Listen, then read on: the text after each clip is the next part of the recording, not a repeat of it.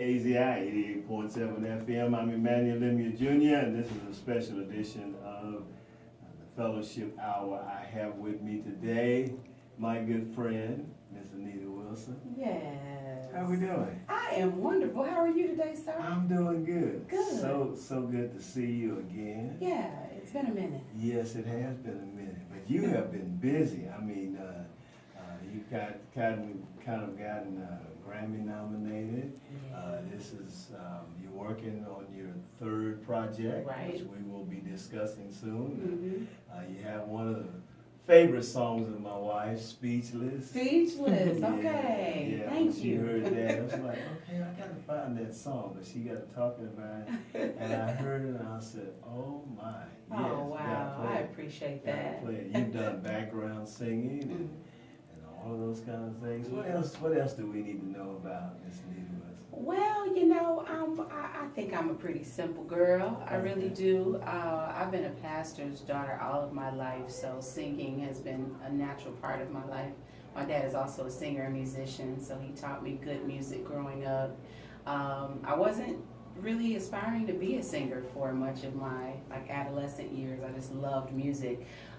But I grew up in East St. Louis. I ended up moving to Chicago in '99.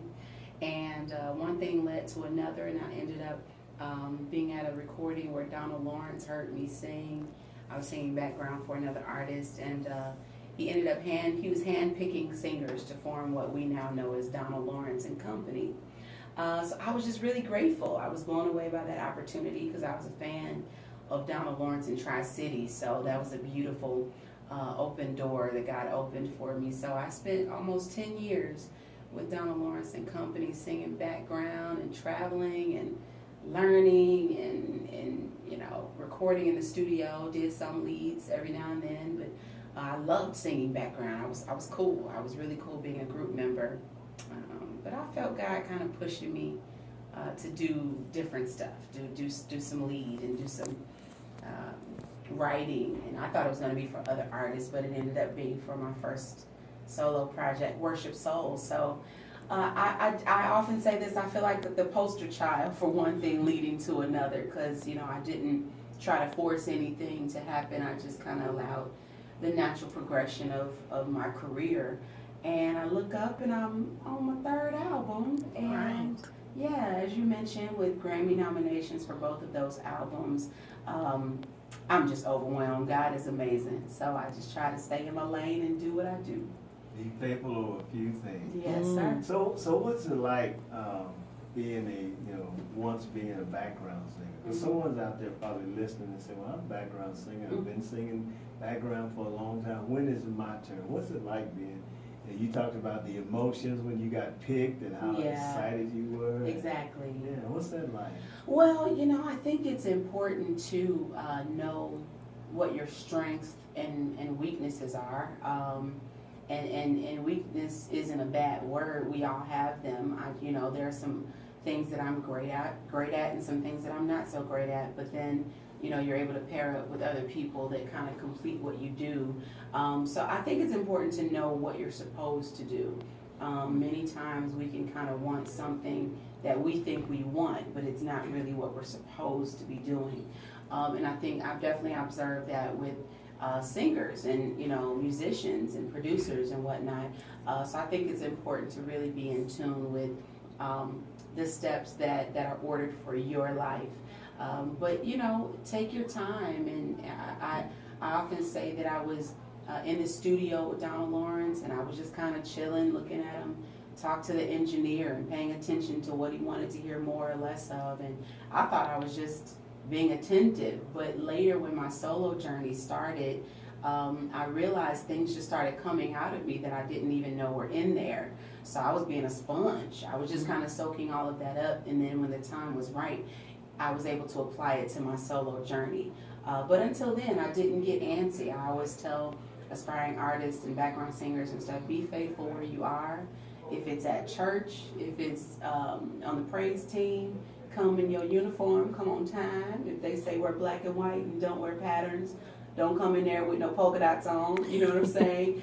Because you can't be a good leader unless you're a good follower. And I think that's very, very important. And you can be trusted with more when you're faithful where you are. That's what the Bible said. You just said it, be faithful over a few things, and he'll make you ruler over many. So it's important to be patient with yourself, learn and maximize at the stage that you're at. And then, you know, Grandmama said it, I found it to be true. God, you'll look up and doors will open that no man is able to close, because God opened that door for you. So take your journey, take your time, and be sure that the steps that you're making are the ones that God wants you to make for your life. And God has opened many doors for you. You started out in 2013 with your Worship Soul album, first one. Yeah, What that's was my that baby. like? That's your baby. That's What was my that baby. It was a lot of fun. It was a very natural space for me. I was leading worship at the time, so I was just in a very open space. And when I look back at it, it was my first album. But I kind of look at the videos like, gosh, I was so comfortable. I was so confident. I was just comfortable. It was very easy. My second and third albums haven't been as easy. They've all had their different challenges. But that first album, I will just always be very proud of that moment, because I was able to finally let out, you know, my personal expression. And that's where Jesus Will came from, and Won't He Will. People are like, what made you say Won't He Will? I don't know, I just said it. I literally had never said that before, but it just kind of came out. So I just kind of knew that I did what I was supposed to do that night. And I didn't know if it was just going to be a local project in Chicago. I was ready for it just to be whatever it was going to be. But then the night went so well, and then the door opened to sign with the record label and to release it nationally and internationally. So you never know what to expect. So I was just very grateful, and still am very grateful, that music connected to people, and that it's music that to this day, we recorded that album in 2010. And it's important to me with all of my music that it's music that lasts. You know how we can turn on the whinings from the 80s now, but it feels good right now. I listen to all music, so we can turn on whoever, Michael Jackson, Aretha Franklin, all soul music, whatever it is, and it still feels good right now. So Jesus Will was written in the 60s by James Cleveland. Some people think it's a new song, but that's what good music is, and music of substance, and that's what I always want to produce. I don't want to produce a song that's just good for 2017, but by 2018 nobody wants to hear it. I want to produce music that will carry people. So yeah, Worship Soul, that's my first baby that is still blessing people. So I'm very humbled. And you have produced music that stays with them. I was thinking of my favorite. It's not about. It's all about. All about you. All about you. Yeah, thank you. Song. Jesus Will. Yes, thank Jesus you. Will. Thank you. And certainly Speechless, but yeah. I had to choose I gave my wife. Yeah, she already had her favorite. Yeah, let me get mine. So it's all about you. Yeah, I love that. Love that. Thank you so much. All of your music is just awesome. I mean, thank God. God has gifted you so well. You had your. Now I'm noticing on these projects that you got the albums that you got, Worship Soul, then you flipped it, Vintage Worship. There's a worship key in there. Tell us about that. Well, I as I mentioned, I grew up loving and listening to not only good gospel music, you know, the Clarks and the Winans and James Cleveland, Mahalia Jackson, Daryl Coley, Donald Lawrence in Tri-City, so Vanessa Bell, Armstrong, so many, Thomas Whitfield, the list goes on and on. But I've always been balanced, and my parents have always been balanced, so I also grew up listening to Aretha Franklin and Gladys Knight and Temptations, and I graduated high school in '94, so I'm a 90s girl, New Edition and Faith Evans and Brandy, and I've been listening lately to Sam Cooke. He has a great live album, so I love all kinds of music. So when I sing, it's kind of a natural soulful type of sound that comes out in my little raspy voice.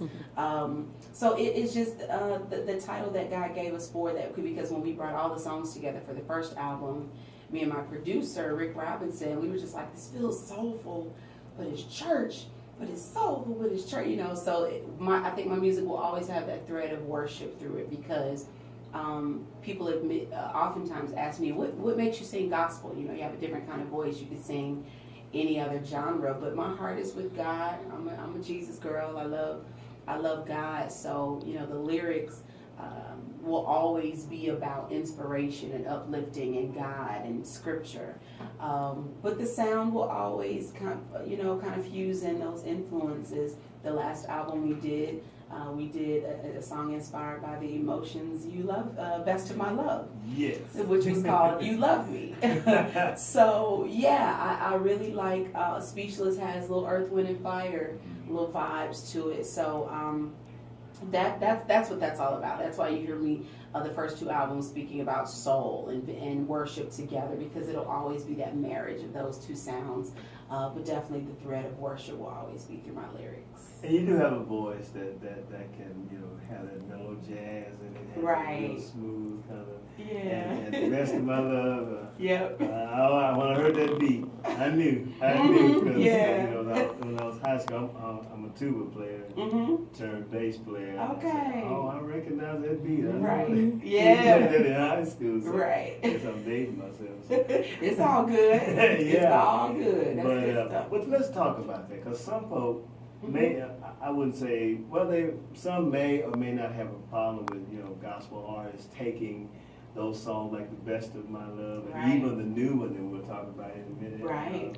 The newest one that you have out. I guess I've seen him work. There you go. Yeah. I've seen him work. I was Yeah. going to get there in a minute. Yeah. I've seen him work. And I said, well, you know, those songs came from out the world. Why they doing stuff like this? Let's talk about that. Well, if we paid attention all of this time, all the other genres were inspired by gospel. So when you look at, I mentioned Sam Cooke, when you mention, look at Ray Charles and so many of the soul and blues singers, that's gospel. They just put that "my baby done left me" line over it. So I honestly feel like I'm reversing or doing the opposite of what they initially did, and we're talking in the 40s and 50s and 60s, perhaps before then. I just don't recall that, but because I wasn't here yet. But yeah, I just feel like I'm just kind of doing a reverse effort of that. I just don't look at it as using something from the world. Everything that I do, I'm going to give God glory for. And I think we pick and choose when we kind of are adamant about that, because, you know, somebody that worships the devil may have made that garment that you're wearing, but you're not digging too deep into that history. You putting your good coat on, ain't you? You know what I'm saying? So I think that I don't live my life or even operate in my music ministry with chains. I understand that there are some things that I listen to that I really like. There's others that I listen to and I don't like them. But I have that choice, Emmanuel, to press play or to press stop. So I realize that my music ministry is for who it's for, and if it happens to rub some people the wrong way, there are many other options that will kind of sit well in their spirit. But at the same time, what's really, really an emphasis of my ministry is so many times we sing to each other in church. Okay? Yeah. I'm gonna pause right there. We sing to each other in church, and we're supposed to be spreading the good news about Jesus. I often use this analogy. I have two siblings. We grew up in the same house. We have the same two parents. I don't need to tell my brother and my sister how cool my dad is. They know. They know how funny Mama was when she was living on earth. They know her. They know all about her. If I want to tell somebody about my mom and my dad, I'll tell somebody that doesn't know them. So I can inform you, Mama was like this, and Daddy does this, and Mama looks like this. So that analogy comes full circle here, because I like for my music to reach not only people who know God, but more importantly, people who don't know God. People that are in jail right now, people that just got out yesterday, people that are on the corner about to sell some drugs or sell their body or make the wrong decision. I want to it's an evangelism tool for me, so I want to reach out.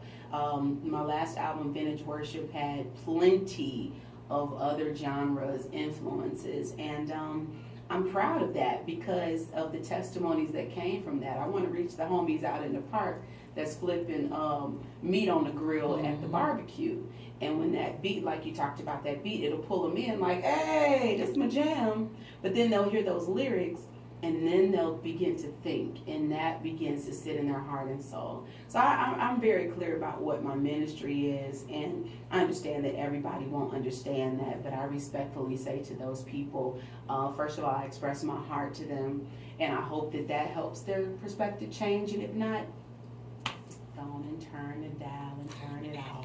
Praise God. I'm glad you put it like that, because it is true that oftentimes we are talking to each other.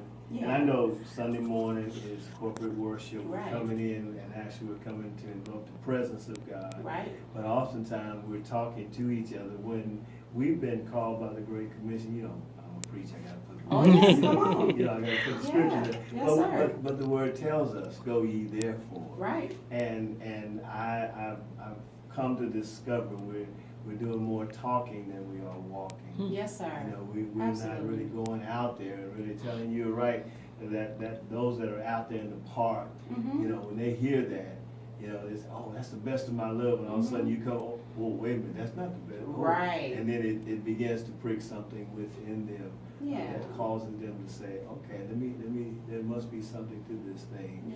Yeah. So now God has elevated you. Oh, I know what I was going to say before that. 'Cause okay. I'm a musician, I got to say that. Okay. The thing about music that I love, because, you know, being a musician myself, as I practice from time to time, and I hear other songs, sometimes I'll, you know, learn some blues songs, and just because I love, you know, I love music, and I love the bass line. Yeah. And I go like, okay, wait a minute, I start studying it a little bit deeper, I said, wait a minute, this chord, this walk, this, and then I start playing gospel, I said, oh man, they just, it's the same thing. yeah, they just kind of interchange some stuff. So, yeah, absolutely. Yeah. But I think it's the message in the music absolutely that makes a big difference. You know, what is the message saying to you that really makes a difference. You're such a down to earth person. It's so true. You know, some artists don't nobody take this wrong. Some artists kind of unapproachable, unreachable, but not missing Anita Wilson. Thank God. I hear that a lot, and I'm always grateful for that. It makes me grateful and humbled, and it makes me sad at the same time. When God allows me to go to different cities and churches, people are surprised that I'm nice, and they got their little stories. Some of them name names, and some of them don't. But you know, they say they just treat them like servants, give them a bag, and don't talk to me. Let me put my earphones on. Listen, that's not me. I'll just say that's not me. I think that we're here to minister and just be cool. I love great people. I love good energy. I can't stand bad energy. I try my best to bring good energy everywhere I go. I get on the elevator with strangers. Hi, how are you? Have a good day. Thank you. Sometimes they respond. Sometimes they look at me like, why is this girl talking to me? But I know within my heart, I see a little meme on social media. Be responsible for the energy that you bring. So I try to always do that in a good way. God has elevated you. We talked about your two projects. Talked about the fact when you started out, you had got signed on with a record deal, and now God has allowed you to have your own label. Yes. You got your brand new project out, your single out. Yeah. I've seen it work. I remember. I was listening to that last night, listening to it this morning. And I told my program director, I said, do we have that song in our system? No. I saw him sitting there working. I said, we got it. I said, because in the morning, it's going to be played. I've seen him work. Let's talk about that. I've seen him work. I'm really grateful to release this new music on my independent label. It's called Reflection Media Incorporated. And I was signed with the record label the previous 2 albums. And when I got into the music business, it is just that, the music industry, it's business. And when you step over into that, it's definitely a whole different world than music ministry. And I definitely understand that. But I began to see and feel some things that just didn't feel comfortable to me in my heart and my soul. The emphasis was mostly on numbers and sales and charts and you doing good this week or you ain't doing so good this week. Or you doing no, or you doing bad, you doing bad, you doing bad. Yeah. So, while I'm out trying to minister, I'm looking at all these emails. I'm doing good, or I ain't doing good. People like me, no, they don't like me this week. They like me a little bit. And it was too much for me to continue to think about, and it distracted me from why I started. I started to minister to God and to minister to other people. So I'm grateful to have my own label because I'm able to release this music and conduct this entire journey my way. And I realize that does include business and industry and yes, paying attention to numbers and charts and all of that, but it's not the total focus. I'm able to balance that more with ministry and connecting with people. I'm here in Austin because I'm going around the country just visiting choir rehearsal. Are you really? Wow. I'm visiting choir rehearsal. Awesome. Many times when we artists try to, or it's time to release music, we try to think of the biggest, most crazy, amazing thing that nobody has ever done, and I'm about to do this. We get to announce it on social media. I'm about to kill the game. Y'all ain't ready. Y'all ain't ready for what's about to happen. I don't like to do all those announcements. I was talking with my team about this, my manager, and we just said, you know what? One thing that there will always be is choir rehearsal. Wow, rehearsal. And this album definitely caters to the Sunday morning experience as well as carrying good positive energy throughout the week. It's called Sunday Song is the name of the album, and that means all throughout the week you can always have a Sunday kind of song in your heart. We feel empowered on Sunday, but then we get a little weak during the week. But everything that's available to us on Sunday is available to us all throughout the week. So that's the mind behind the album title, Sunday Song, and I decided to begin just going around to the churches and teaching. I've seen him work and a couple of other new songs that will release later this year on the album, and I'm just grateful. I'm really grateful to release this music the way God leads me to do it, to keep that balance there for my heart, mind, and soul, child, because that industry will take you out if you let it, but I have to be intentionally focused on what's important to me. It can be a rough industry, really, and you really have to be grounded. Yeah. You have to be solid in the word so you don't get swayed away. Yeah. Wow. It'll tear you up. It'll eat up your soul. So I try to be in tune when I'm going down a road that doesn't feel good for me. I try to do that. I don't always succeed, but you feel it coming if you're in tune with yourself. And I'm like, let me pause and kind of shift gears. So I'm excited about this new single. I've seen him work, like we've mentioned in this conversation, has a little bit of my influence that you'll hear when you play the music. And for me, this sound is, I grew up listening to good choirs like the Thompson Community Singers, the Tommies in Chicago. So for me, this song is Tommy's meets Luther Vandross.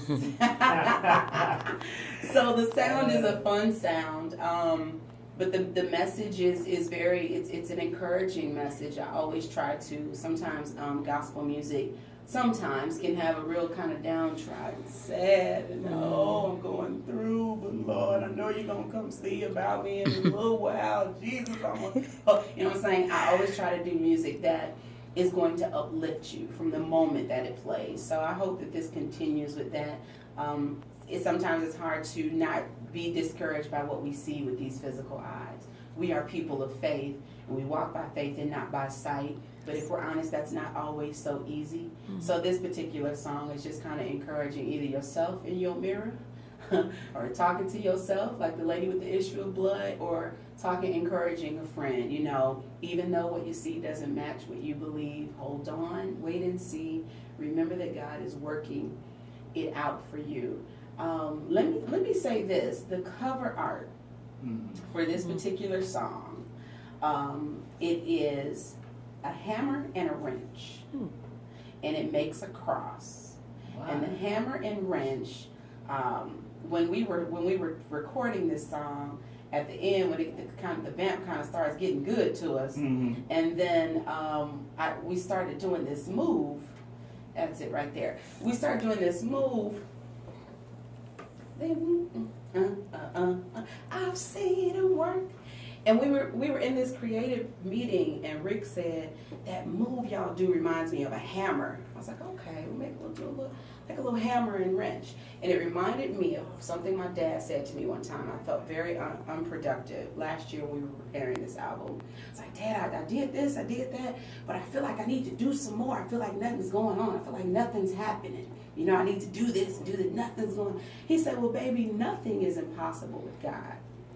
And it sat in my spirit in a different way, because most of the time when we hear that, it feels like, oh, well, that new car, nothing is impossible with God. That loan you ain't qualified for, nothing is impossible with that healing, nothing is impossible with God. We think about that. But when Dad said it, it leaped in my spirit in this way, and it said, the state of nothingness is impossible when it comes to God.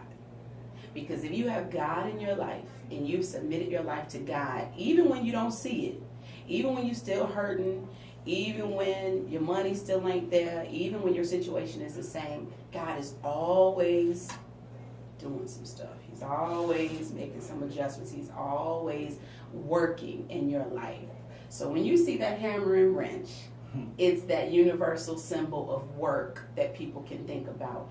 But when we start doing that at the end of our scene of work, God is hammering some stuff.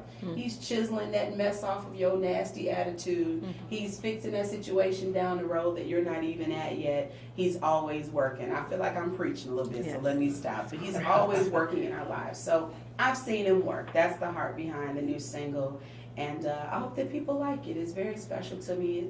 It's fun with the sound, but it's profound, I believe, with the message. So I pray that really sits in people's hearts. They will hear it. Well, thank God. Hear it. Thank I've God. seen it work. It's an awesome song. Thank you. And we know the album has not dropped yet. We got to give you time to work on it, fine tune it. Yeah, But while we're waiting on the album, we're going to check out I've Seen It Work for sure. Listen, I could sit here and talk to you all day long. Yeah. Such down-to-earthness, which is true. Such an awesome spirit. Love your ministry, love your music, because it has a message in there that I love, and so I try to give it to the people. Thank you. I tell you, we had an interview some years ago. Right. Yeah. And you are still the same. Well, thank you. Still got the same smile. I always same will be. And it's just amazing to hear that you're going around the country talking to the choir. Yeah. That's so awesome. That says something about what God has put in your spirit. I know that you're on the road traveling. You're doing a lot of things, and we're gonna have to try to figure out how we can get you to Austin. Okay, We're I'm gonna with have to it. work on that. We're gonna have to work on that. All right. Listen, anything else that you want to share with the KAZI listeners? I believe that's it. I definitely talked way too much, so I'm a hush. But please, you guys hit me on social media. I'm always on social media to stay in touch with you. That's the point of social media for me. So Instagram and Twitter is Miss Anita Wilson, at MS Anita Wilson, Miss Anita Wilson, and that's as well my website, missanitawilson.com. And I'm on Facebook under Anita Wilson as well. So y'all hit me up. I'll definitely hit you guys back, and we can keep in touch that way. I've got to get into Twitter and Instagram. I can't sit still long enough to kind of do those things. I understand. Listen, don't force it if you don't feel it, because look, it'll be 10 more by next year. You feel like you got to keep up with those. I know. I am sitting here with Miss Anita Wilson. Such a lovely spirit. She has got a new single out. I've seen him work. She's done so much in the industry. But more so, she is a child of God. Yes. And I have enjoyed this time together. You too. And Thank you. looking forward to it again. Yeah. Be safe in your travels. And hey, listen, guys, you may look up and see her sitting in your rehearsal. That's right. She may just tell you, listen, guys, let's do this, let's do that. And if she says that, do it. Oh, thank do you. it. Thank you Thank so you much. so much. We've enjoyed it. Listen, you've been listening to a special edition of the Fellowship Hour. I'm Emmanuel Lemieux Jr. I want to thank you for tuning in. Thank you for listening to KAZI. Hey, Keep listening. We'll let you know when the fellowship hour will be back on again. Be blessed until we meet again. Awesome. Awesome. Yes, it really was.